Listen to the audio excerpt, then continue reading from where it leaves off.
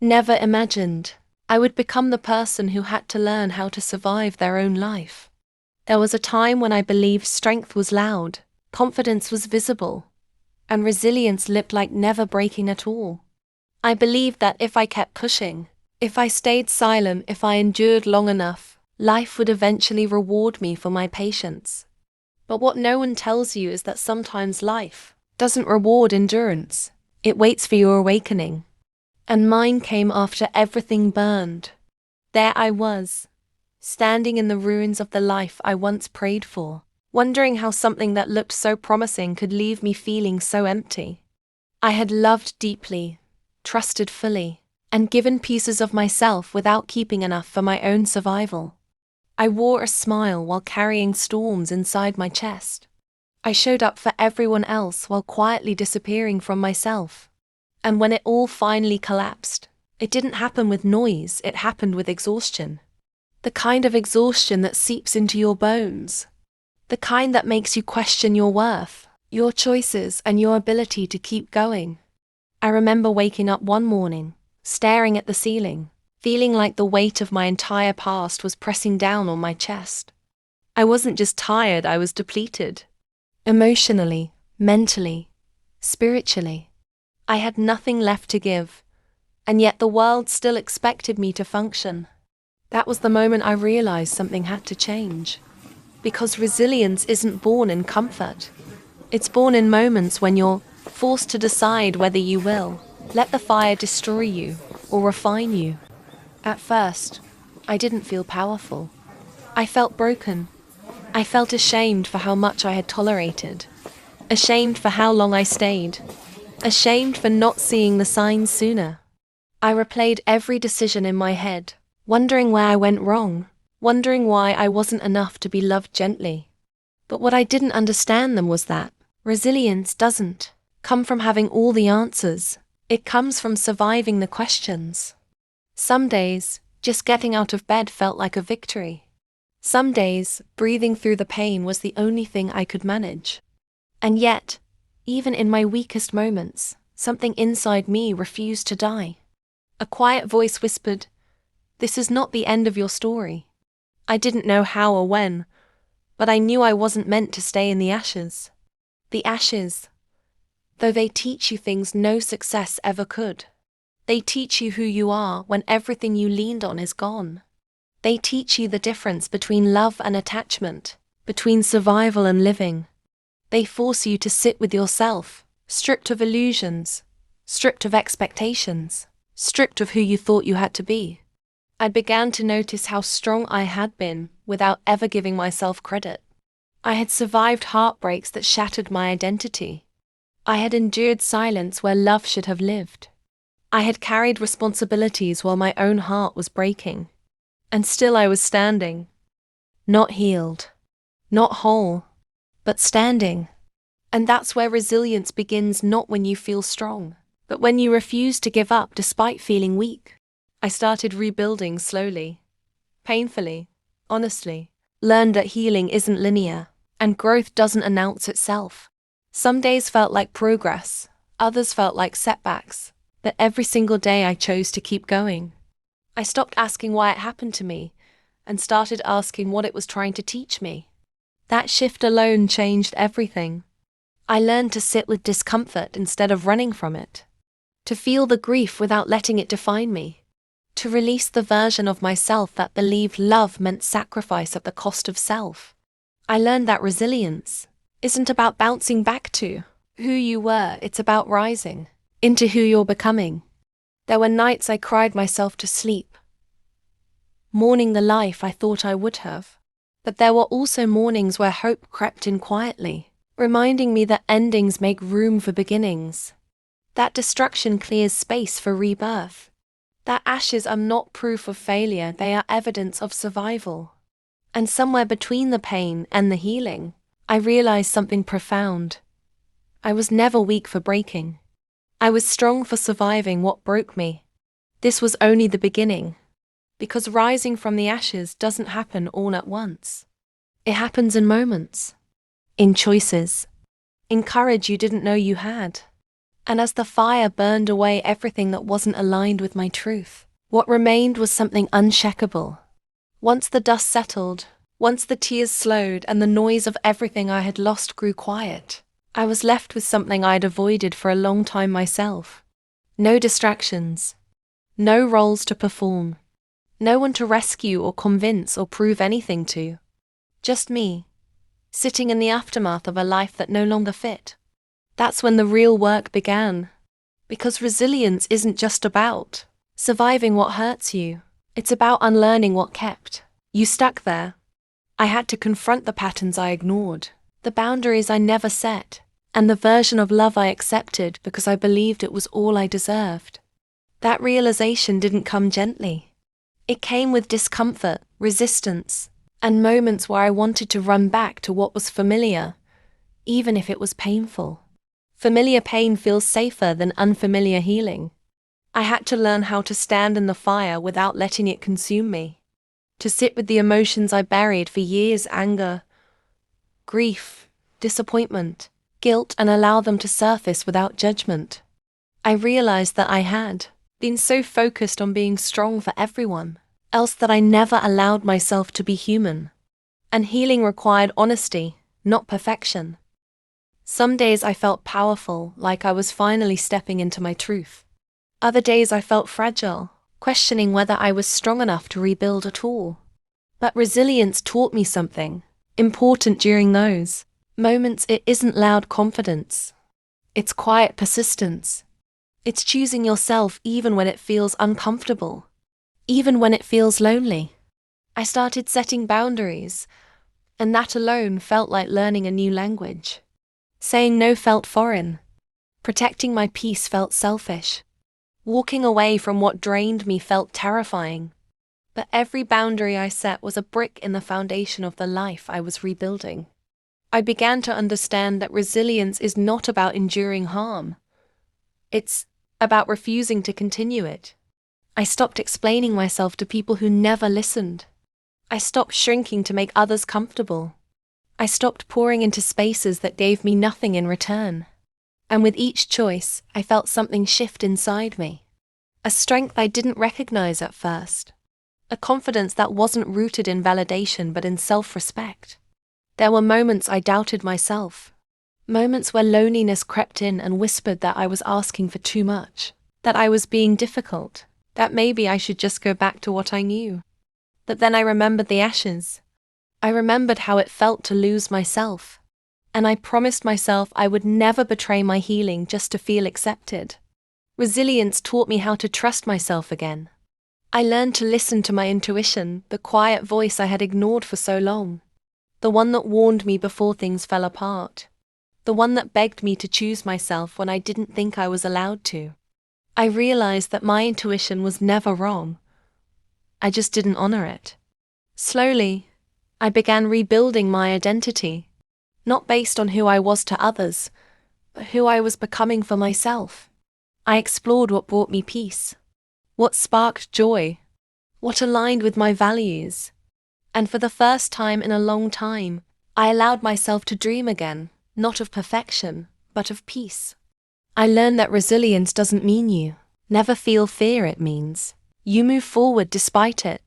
It means acknowledging the pain without letting it dictate your future. It means understanding that your past does not disqualify you from a beautiful life. It prepares you for one.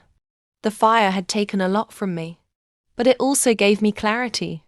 It showed me who stayed when things got hard. It showed me who I needed to release. And most importantly, it showed me who I was when everything else was gone. I wasn't broken.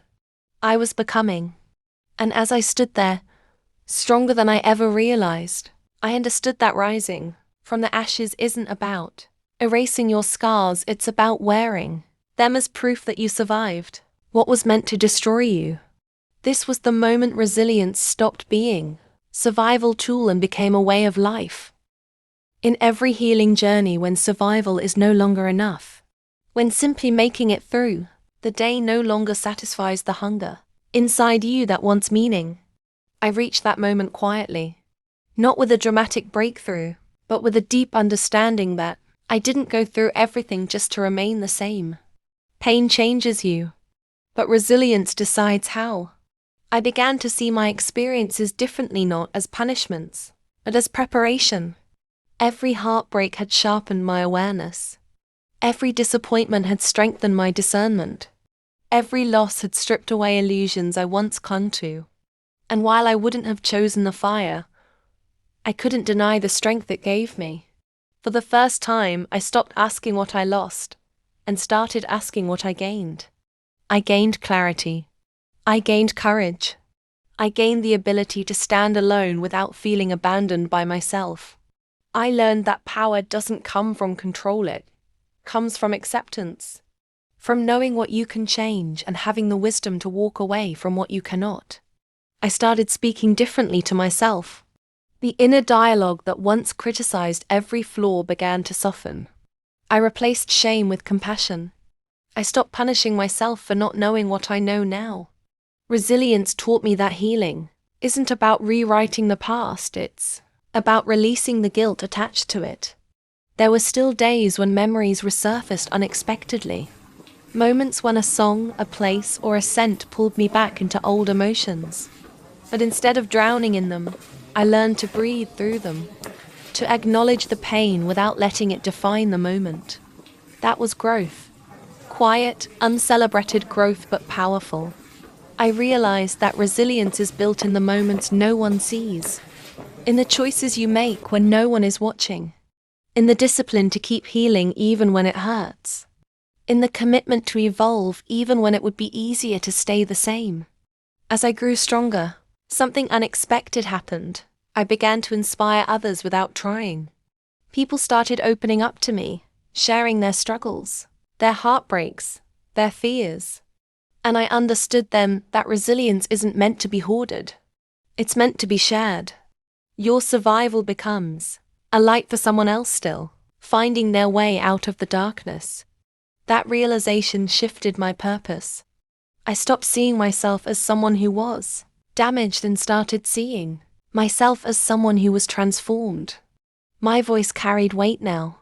My story carried truth. And my pain had become a bridge instead of a burden. I learned that strength doesn't mean you never ask for help. It means you know when you need it. It means you allow yourself to be supported without feeling weak. Resilience taught me how to receive, not just give. How to rest without guilt. How to honor my limits without apology. The more I healed, the more I understood that resilience is a daily practice. Some days require more effort than others. Some days feel heavy for no clear reason. But even on those days, I remind myself of how far I've come, of the ashes I rose from, of the version of myself who once thought she wouldn't survive and did. I stopped waiting for closure from others and gave it to myself. I stopped chasing validation and built self-trust. I stopped measuring my worth by external outcomes and anchored it in who I am becoming. And with that shift, my life began to align differently. Opportunities appeared. Peace followed. Joy returned, not loud or overwhelming, but steady and real. I learned to celebrate small victories, to find beauty in ordinary moments, to appreciate the calm after the storm. Resilience didn't just help me survive, it taught me how to live. And as I continued forward, I knew one thing for certain. The fire no longer scared me, because I had already faced it, and I had already proven to myself that no matter what burns, I will rise again. There is a point in healing where holding on hurts more than letting go. I reached that point slowly, after carrying resentment and unanswered questions like armor. For a long time, I thought my anger protected me. I believed that if I stayed guarded, I couldn't be hurt again. But resilience taught me that protection can become a prison if you never take it off. Forgiveness wasn't something I wanted to offer.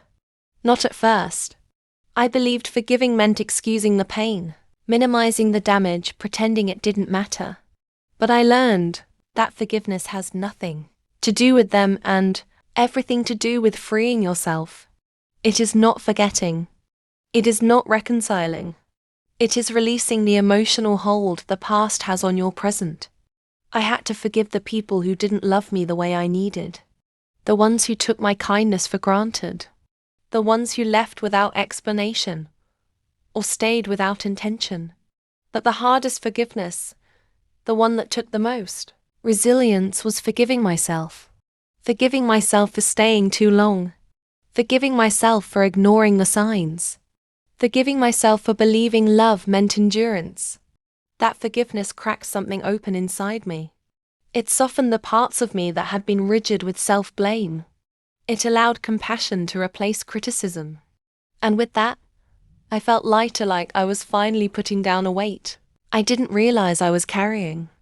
I stopped replaying the past in my mind, searching for different outcomes. I stopped asking why I wasn't chosen, why I wasn't enough, why it happened the way it did.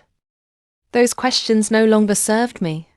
They kept me anchored to a version of myself that no longer existed. Resilience taught me how to release without bitterness. Letting go didn't happen all at once. Some days I felt free. Other days, old emotions resurfaced. But instead of fighting them, I let them pass through me. I understood that healing isn't about never feeling pain again. It's about not living inside it. As I released the past, I made space for something new. Peace. Real peace. The kind that isn't dependent on anyone else's actions. The kind that exists even in uncertainty. I learned to sit in silence without feeling empty. To be alone without feeling lonely. To trust my own company. That was a turning point. I began to see myself differently, not as someone defined by what I endured, but as someone strengthened by it. I was no longer surviving from moment to moment. I was living intentionally. I chose where I placed my energy. I chose who had access to me. I chose alignment over approval. Resilience gave me the courage to step into a new identity. I wasn't the person who needed to be saved anymore. I wasn't the one waiting for someone to choose me. I was choosing myself every day, in small but powerful ways. And that choice changed how I moved through the world. I spoke with more confidence. I walked with more presence. I trusted myself to handle whatever came next. Because I had already survived what I thought would break me, and I emerged wiser. The ashes behind me no longer felt heavy. They felt like evidence. Proof of my evolution. Proof that I could lose everything and still rebuild. Proof that resilience is not about never falling. It's about always rising. And as I stood fully in this new version of myself, I realized something profound. The past no longer had power over me. It had shaped me, yes, but it no longer controlled me. I was no longer rising from the ashes. I had already risen.